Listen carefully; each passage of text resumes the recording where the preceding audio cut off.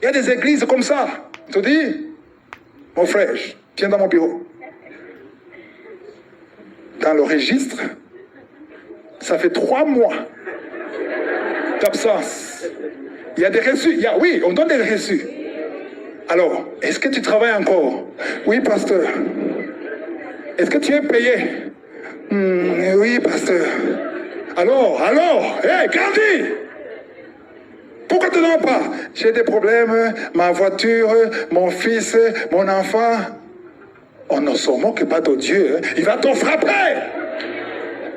Alors là, tu vas donner avec contrainte. Tu ne donnes pas à Dieu. Tu ne donnes pas à Dieu. Si tu faisais ça sur YouTube, ce n'est pas à Dieu que tu donnes. Ce n'est pas à Dieu que tu donnes. Pourquoi? Car Dieu aime. C'est lui qui donne avec quoi? Mon peuple périt. Tu donnes à un homme, pas à Dieu. On n'est pas appelé à donner aux hommes. Bien sûr, si tu veux donner à un homme, donne-lui. Parce que tu l'aimes. Mais tu vas dire, Seigneur, je vais donner. Non, tu ne vas pas donner, tu lui as donné. C'est lui. Je ne dis pas qu'il ne faut pas donner à un homme. Si tu veux donner à un homme, donne à un homme, sachant que tu donnes à un homme. Mais si tu veux donner à Dieu, 2 conditions. Sans tristesse. Waouh, c'est profond. Alléluia. Ça, c'est la nouvelle alliance. Ceux qui vous disent, non, on ne parle pas de dîme dans le Nouveau Testament, ils vont te donner Matthieu 23, 23. Matthieu 23, 23, Jésus était dans l'ancienne alliance. La nouvelle alliance commence après la résurrection de Jésus. Et même Jésus n'a pas dit, il faut donner la dîme. Non. Il a dit, il y a des gens qui donnent ça et la dîme, et ils oublient les autres choses. Amen. Alléluia. Est-ce qu'un chrétien, il doit encore payer la dîme sous la nouvelle alliance? Alors c'est un sujet qui fait débat, qui est très sensible parmi les chrétiens évangéliques notamment, et je vais vous donner une vision nuancée. Personnellement, je pense que donner la dîme est une bonne pratique. Par contre, elle doit être motivée par l'amour, la générosité et la foi. Et pas comme une obligation légale, comme c'est le cas parmi beaucoup de chrétiens évangéliques, qui veulent absolument l'imposer, alors que le Nouveau Testament ne l'impose pas. Il y a aussi beaucoup de faux pasteurs qui imposent de payer la dîme, sans quoi tu ne pourras pas aller au paradis, ce qui est ce qu'on retrouve dans beaucoup de sectes comme chez les Mormons. Donc ne tombons pas dans ce piège. Le Nouveau Testament nous incite plutôt à donner avec générosité, sans contrainte. Ça, c'est la vision nuancée qui, je pense, peut beaucoup vous aider. Maintenant, quels sont les arguments pour et contre qu'il faut connaître? Ceux qui sont en faveur de donner 10% de leurs revenus à l'Église sont ceux qui vont prendre, par exemple, un passage où Abraham, il a donné la dîme de tout à Melchisédek. Ils disent, tu vois, c'est avant la loi mosaïque que Abraham il a donné la dîme de tout. Donc c'est encore valable aujourd'hui. Parce que si tu dis qu'on n'est plus sous la loi, d'accord, mais Abraham il n'était pas sous la loi. Et aujourd'hui, vu qu'on n'est pas sous la loi mais sous la grâce, eh bien il n'y a rien qui est dit contre la dîme. Donc on doit toujours la donner. Ces mêmes personnes vont vous dire que c'est un soutien au ministère. D'accord? Parce que dans l'Ancienne Alliance, on donnait la dîme, on donnait 10% pour soutenir les Lévites qui n'avaient pas d'héritage. Eh bien, l'apôtre Paul, en 1 Corinthiens 9, versets 13 et 14, il fait le lien entre les Lévites et ceux qui vivent de l'Évangile.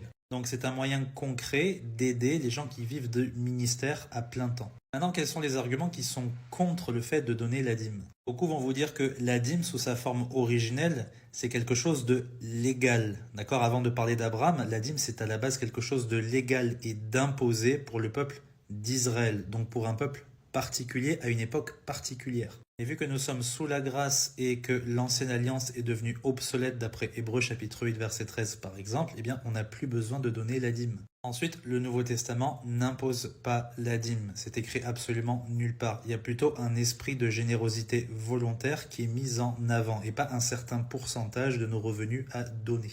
Parce que vous pouvez même donner 15%, 20%, 50% si vous le désirez. Donc sous la Nouvelle Alliance, c'est plutôt l'idée que tout ce qu'on a vient de Dieu. Tout cadeau parfait vient de Dieu. D'accord? Donc on va plutôt donner selon nos possibilités avec générosité et amour. L'important est de donner avec un cœur pur. Si vous ne donnez pas, là c'est plus problématique. Vous êtes contraire à la parole de Dieu. J'espère que c'est clair. Que Dieu vous bénisse. D'avance, dans toute la Bible, en dehors des butins que Abraham a pris chez le roi toute la dîme de la Bible, c'est de la nourriture. Oui. Toute, pas de la monnaie.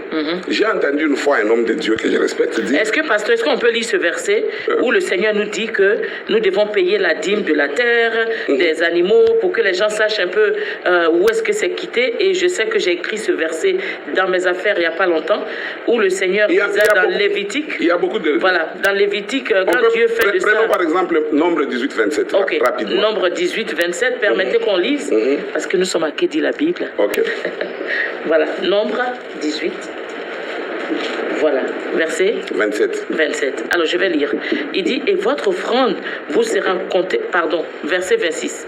Lorsque vous recevrez des enfants d'Israël la dîme que je vous donne de leur part, comme votre possession, vous en prélèverez une offrande pour l'Éternel, une dîme de la dîme, et votre offrande vous sera comptée comme le blé qu'on prélève de l'air et comme le mou qu'on prélève de la cuve. C'est ça. Vous voyez, quand dans la Bible on parle de l'air et de la cuve, ça veut dire le produit de la terre et le produit du vin. Ça veut dire tout ce qu'on produit comme nourriture et boisson. Donc, permettez que je lise Lévitique 27, verset 30 à 33. Il est écrit, toute dîme de la terre, soit des récoltes de la terre, soit du fruit des arbres, appartient à l'Éternel. C'est une chose consacrée à l'Éternel. Voilà, etc., etc. Donc là, je crois que vous me rejoignez. Bien sûr, non, parce que la dîme, dans toute l'écriture, n'a jamais été ce que les Américains appellent currency. Ce n'est pas de la monnaie. Je disais tout à l'heure, avant que vous ne puissiez prendre la parole, qu'un homme de Dieu disait, oui, à l'époque, on donnait la dîme comme nourriture parce qu'il n'y avait pas de la monnaie. Or, c'est ce qui est encore une autre aberration.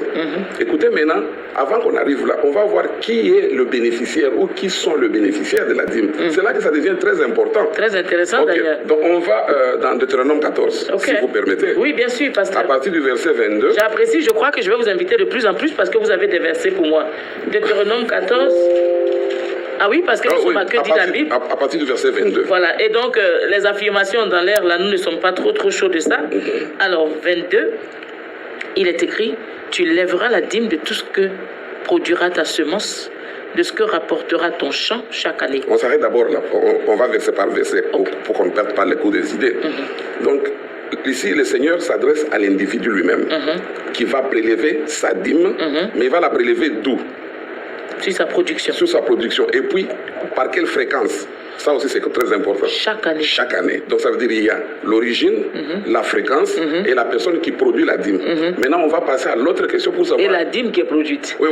Maintenant, voici mon avis. La question de la dîme est beaucoup débattue parmi les chrétiens.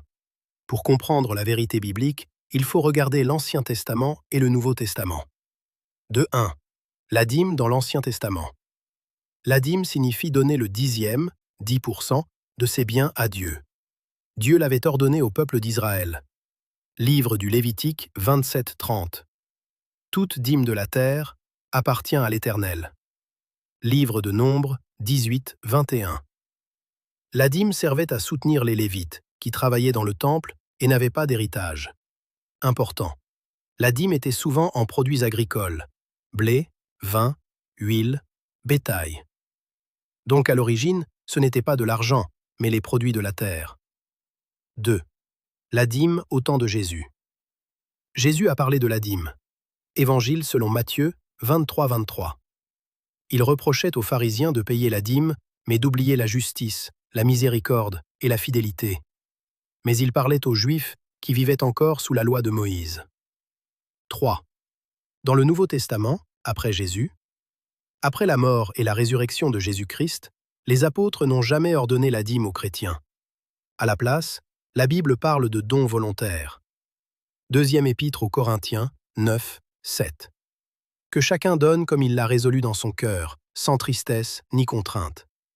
Donc, donner oui, obligation de 10%, non. 4. L'argent comme dîme aujourd'hui? Dans la Bible. La dîme était principalement agricole. Elle servait au temple et aux Lévites. Le temple et la tribu des Lévites n'existent plus aujourd'hui. Donc plusieurs enseignants bibliques disent que la dîme obligatoire n'est plus une loi pour les chrétiens. Les croyants sont appelés à soutenir l'œuvre de Dieu, aider les pauvres, soutenir les serviteurs de Dieu, mais librement, pas sous pression. Conclusion biblique. La dîme faisait partie de la loi d'Israël. Dans la Nouvelle Alliance, Dieu demande un cœur généreux, pas un pourcentage obligatoire. Donner de l'argent ou autre chose est possible, mais ce n'est pas une loi de 10% imposée aux chrétiens. Soyez bénis.